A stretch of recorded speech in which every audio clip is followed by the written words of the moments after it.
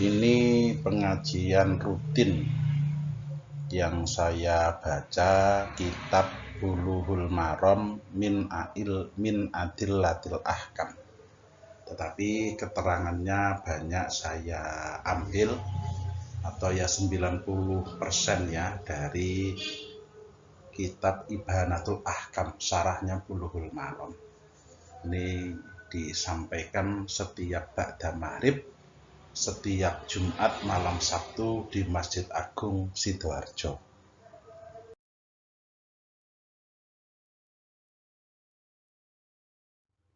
Saya Imam Sya'duddin bin Kiai Haji Ahmad Samiun, asal dari Jember, sekarang menetap di Sidoarjo.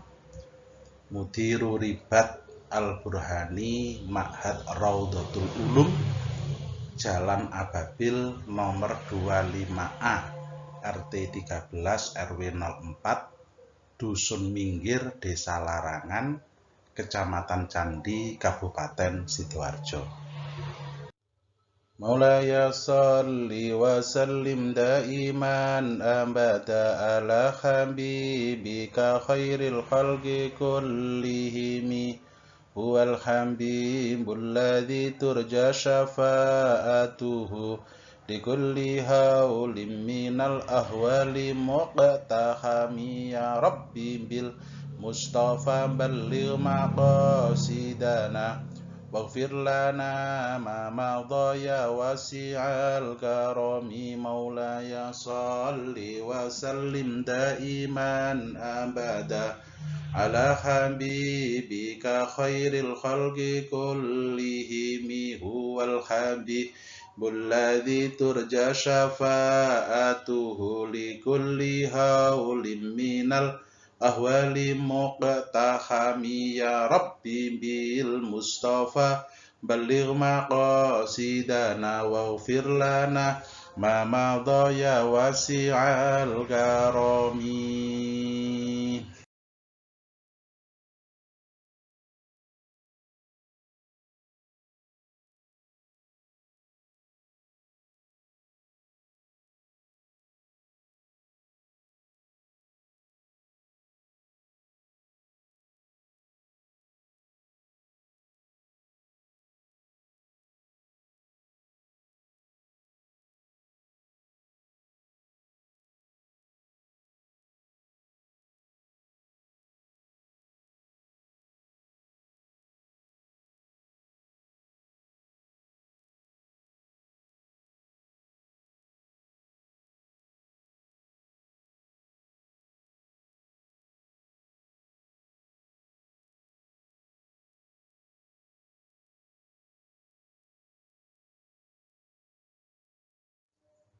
Assalamualaikum warahmatullahi wabarakatuh.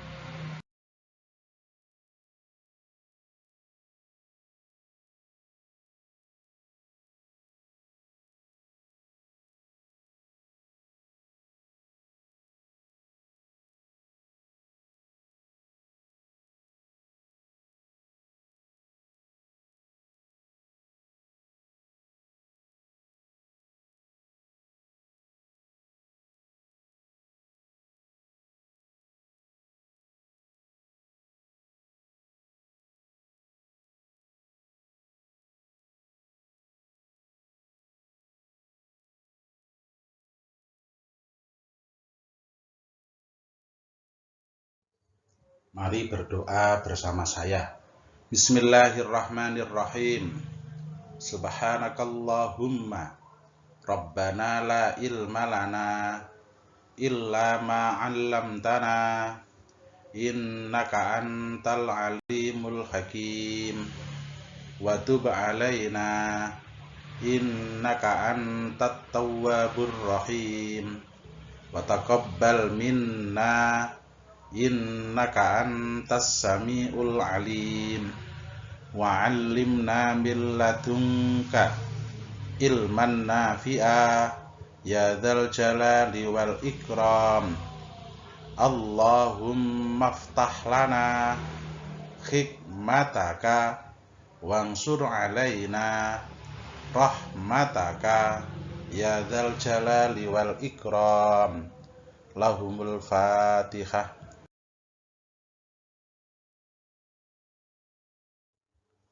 Bismillahirrahmanirrahim. Alhamdulillahi rabbil alamin.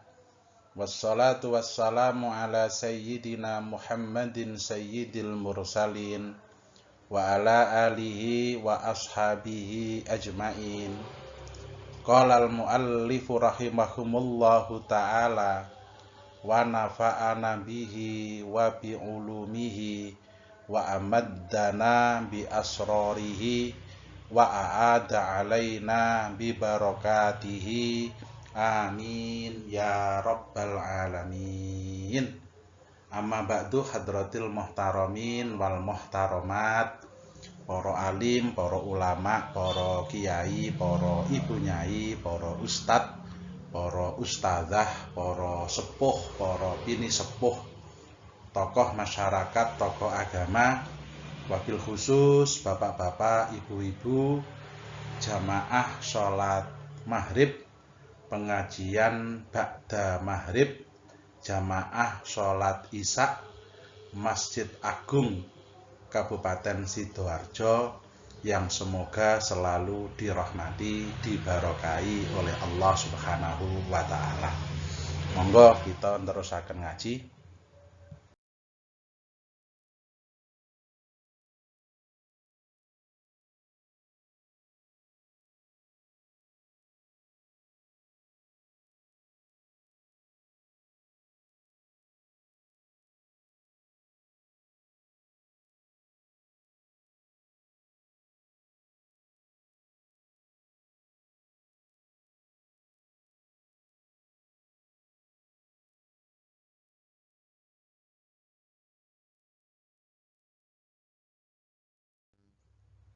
Kitabut Thaharati ay hadza kitabut Thaharati, utawi iki iku kitab nerangaken sesuci. Dalam kitab ini ada beberapa bab nanti nggih. Ini babul miyahi ay hadza babul miyahi, utawi iki iku bab nerangaken masalah banyu. An Abi Hurairah, ya hadis saking Abu Hurairah radhiyallahu anhu. Kala dawuh sapa Rasulullah sallallahu alaihi wasallam fil bahri, nerangaken masalah masalah segara. Wa huwa utawi al bahru iku at-tahuru, suci tur nyucikaken apa ma'uhu banyune al bahru. Wal khillu lan halal apa maitatuhu bangkaine al bahru. Ahroja ngetokaken ing hadis sapa al-arba'atu, imam papat. Al-arba'ah nanti diterangkan di belakang itu siapa. Wa ibnu Abi Syaibah lan ibnu Abi Syaibah. Wal lafdzu tawi lafadz iku lahu kedue Abi Syaibah. Wa ibnu Khuzaimah lan ibnu Khuzaimah. Wa Tirmidzi lan imam At-Tirmidzi. Wa rawa lan ngriwayataken hu ing hadis sapa Malikun imam Malik, wa Syafi'i lan imam Syafi'i, wa Ahmadu lan imam Ahmad.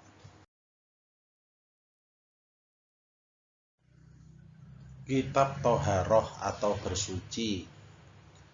Bab yang pertama, hukum air.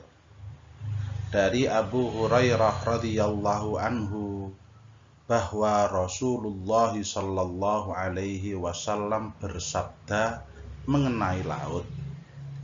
Laut itu airnya suci, lagi mensucikan, halal bangkainya. Disebut oleh Al-Arba'ah dan Ibnu Abi Syaibah. Sedangkan lafadznya menurut riwayat Ibnu Abi Syaibah, Ibnu Khuzaimah, dan Imam At-Tirmidzi menilainya sebagai sahih. Hadis ini diriwayatkan oleh Imam Malik, Imam Asy-Syafi'i, dan Imam Ahmad.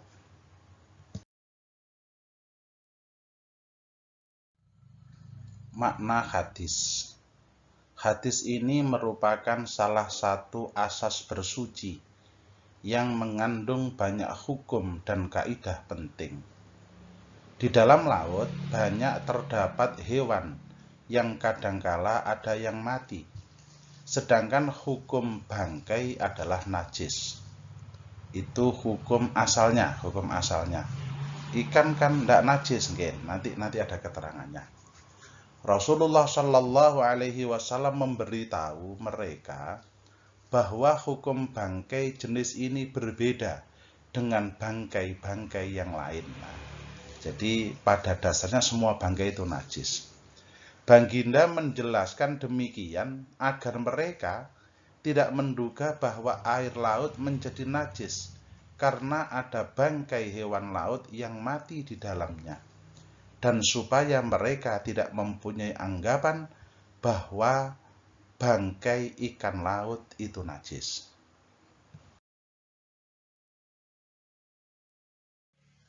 Dapat disimpulkan bahwa hadis ini merupakan jawaban atas persoalan seorang sahabat yang bertanya dengan konteks seperti berikut. Wahai Rasulullah, sesungguhnya kami biasa menggunakan jalan laut dan kami hanya mampu membawa sedikit air tawar. Apabila air tawar yang kami bawa itu digunakan untuk berwudu, niscaya kami akan kehausan. Bolehkah kami berwudu dengan menggunakan air laut? Kemudian Rasulullah Shallallahu Alaihi Wasallam memberikan pemahaman kepada mereka bahwa air laut itu suci lagi mensucikan, dapat digunakan untuk bersuci. Nanti di bawah ibu bapak ada air itu suci tapi tidak bisa mensucikan. Nanti contoh gampangnya adalah contoh air kopi, itu suci. Nah, kalau air itu najis tidak boleh diminum, itu suci. Air yang bercampur dengan barang suci itu suci, tetapi tidak boleh untuk mensucikan najis atau hadas. Ini berbeda. Air laut ini suci lagi mensucikan. Jadi ya suci, ya bisa untuk menghilangkan hadas atau najis.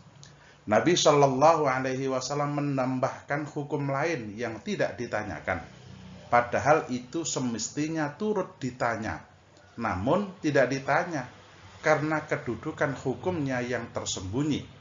Hal tersebut ialah bangkai hewan yang ada di dalam laut adalah halal dan tidak perlu disembelih.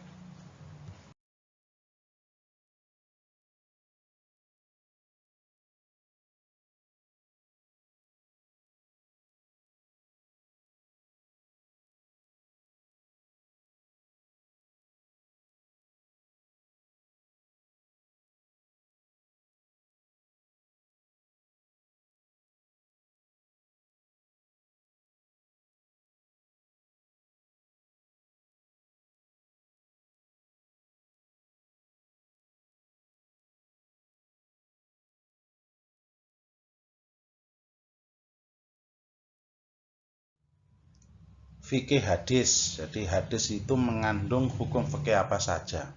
1.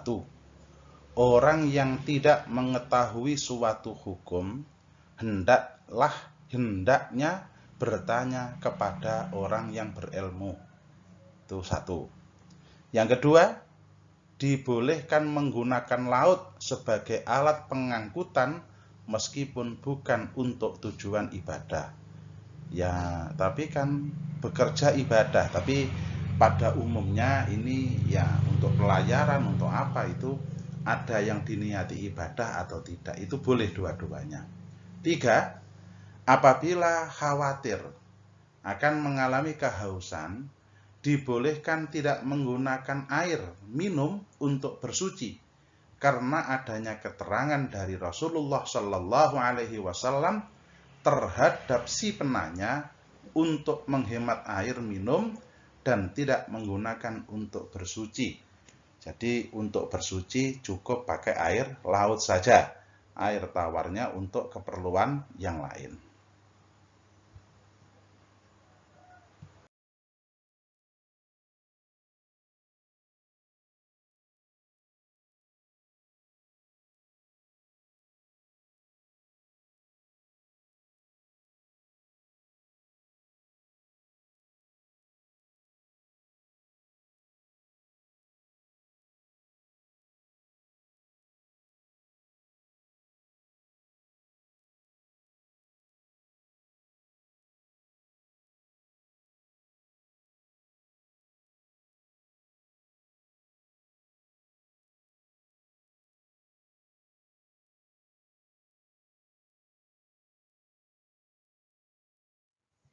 Masih melanjutkan hukum fikih yang terkandung dalam hadis ini.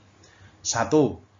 Air laut 4 ya, nomor 4 tadi 1, 2, 3. Sekarang nomor 4. Air laut suci lagi mensucikan dengan pengertian dapat menghilangkan hadas dan dapat membersihkan najis atau kotoran. Ikan tidak perlu disembelih karena syariat telah menghalalkan bangkainya sama dengan ikan hewan laut yang lain. Yang kelima, halal memakan bangkai hewan laut yang hanya hidup di dalamnya.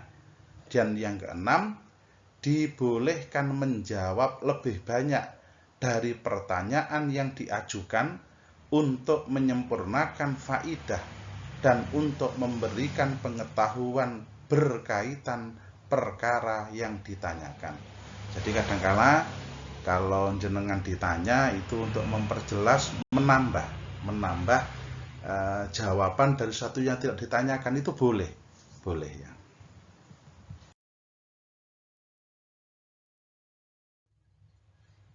Periwayat hadis, jadi orang yang menerima hadis ini dari Rasul itu siapa? Orang yang meriwayatkan hadis ini ialah Abu Hurairah radhiyallahu an. Nama aslinya adalah Abdurrahman bin Syakr al-Yamani ad-Dausi.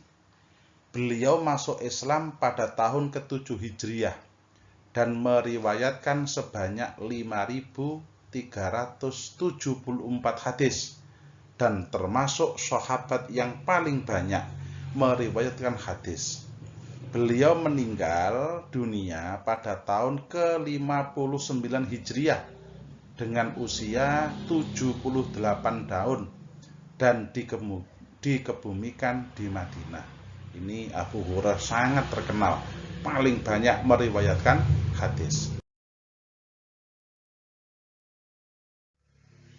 Orang yang menyebutkan hadis, mereka adalah al-arba'ah.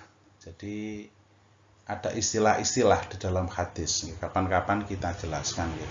Ada as-syaikhoni, ada as-salasah, ada al-arba'ah, ada al-khamisah.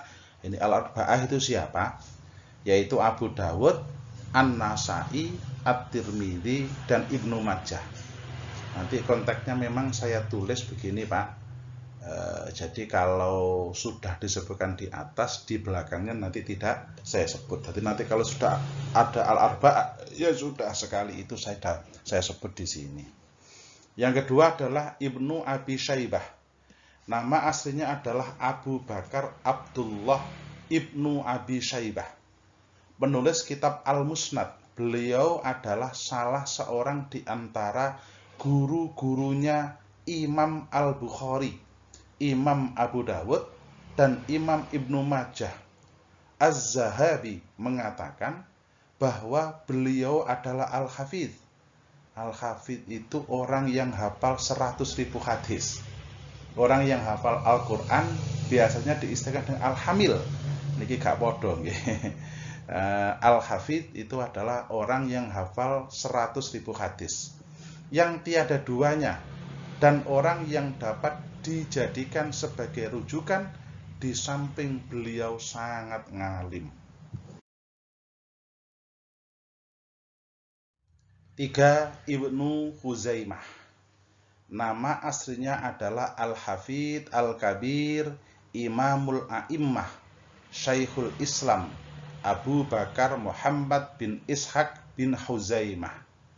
Kedudukan Al-Hafidh pada zamannya di Khorasan sangat diakui. Itu sekali lagi Al-Hafidh nih, Al-Hafidh orang yang hafal 100.000 hadis. Imam Malik bin Anas Al-Ashabi Al-Himyari, dan julukannya adalah Abu Abdullah Al-Madani.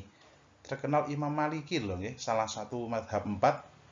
Beliau adalah salah seorang tokoh Islam, imamnya dari para imam, dan imam kota Hijrah atau Madinah. Imam Asy-Syafi'i banyak mengambil ilmu dari beliau. Niki salah satu murid tersayang ya. Imam Syafi'i berkata, Imam Malik adalah hujjatullah atas makhluknya setelah para tabi'in. Beliau mengambil riwayat daripada Nafi, pembantu Ibnu Umar, dan Al-Zuhri, serta lain-lain dari kalangan tabi'in dan para pengikut tabi'in. Dilahirkan pada tahun 95 Hijrah dan meninggal dunia pada tahun 179 Hijrah dalam usia 84 tahun dan dikebumikan di Al-Baqi, Madinah. Sing sering dikunjungi wong haji, wong umroh niku Al-Baqi, celak kalih Masjid Nabawi niku. Nomor 5, Imam Asy-Syafi'i. Ini paling wakeh licik pertama. Lek wis nanti kan sudah nggak disebut lagi kalau sudah pernah disebut gini ya. Imam Asy-Syafi'i, nama julukannya adalah Abu Abdullah, sedangkan nama aslinya adalah Muhammad bin Idris bin Abbas bin Utsman Al-Quraisy Al-Mughtalibi Al-Hizazi Al-Makki. Oh, ini nama aslinya Imam Syafi'i. Nggih, Imam Syafi'i niku sing terkenal niku. Termasuk madhab 4 di Indonesia yang paling banyak dipakai. Dan nasabnya berjumpa dengan nasab Rasulullah Shallallahu Alaihi Wasallam pada Abdu Manaf. Beliau dilahirkan pada tahun 150 Hijrah di Gaza dan menurut satu pendapat di Asqalan. Hidup sebagai anak yatim di bawah asuhan ibunya dalam keadaan yang serba sederhana dan keadaan yang susah. Sejak kecil, beliau belajar kepada para ulama.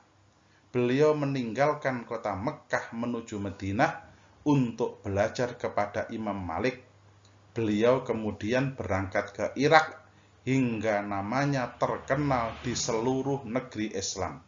Setelah itu, beliau berangkat menuju Mesir. Nanti makanya ada kaul qadim, itu Nabi waktu di Irak, kaul jadid, kok Nabi nggih, kaul qadim waktu Imam Syafi'i ada di Irak, kaul jadid waktu Imam Syafi'i ada di Mesir. Berangkat menuju Mesir pada tahun 199 Hijrah dan meninggal dunia di Mesir pada tahun 204 Hijrah dalam usia 54 tahun. Masya Allah, dikebumikan di Mesir sangat mudah, tapi ilmunya sangat luar biasa. Rabbi fangfa'na bi barakatihim wahdinal husna bi hurmatihim wa amitna fi tariqatihim wa mu'afatim minal fitani. Rabbi fa'na bi barakatihim wahdinal husna bi hurmatihim wa amitna fi tariqatihim wa mu'afatim minal fitani. Rabbi fangfa'na bi barakatihim wahdinal husna bi hurmatihim wa amitna fi tariqatihim wa mu'afatim minal fitani. Bismillahirrahmanirrahim. Allahumma inni astaudi'uka ma 'allamtanihi fardudhu ilayya inda hajati ilaihi wa la tunsinihi ya rabbal alamin.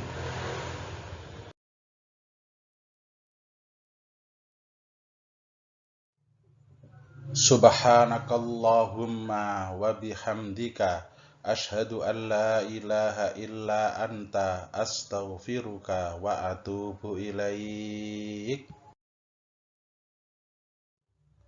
Wassalamualaikum warahmatullahi wabarakatuh.